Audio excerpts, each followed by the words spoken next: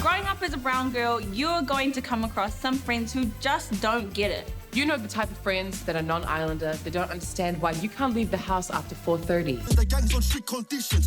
Don't even think about approaching your parents about an event that happens tomorrow. Laughable. And don't think you're about to go to any birthday party with people of the opposite sex, even if you're not attracted to them, like, at all. Unfortunately, it's difficult to navigate friendships like this. We've come up with some tips on how to deal with friends who just don't get it. So, once again, you can thank me. My bank account number is... 03020708. Tip number 1. Be patient. Honestly, babes, this is how I feel. I think that you should just tell your parents, put your foot down, tell them you're an adult and that they can't speak to you like that, you know? Shut up. I'm just trying to help you. Honestly, babes, this is how I feel. I feel like you should just talk to your parents, put your foot down, you know, tell them that you are an adult now. You can make your own decisions.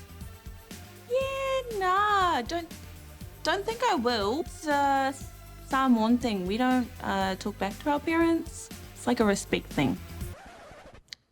Respect? Tip number 2, don't take it personally. Especially, you know, when they're dissing your parents.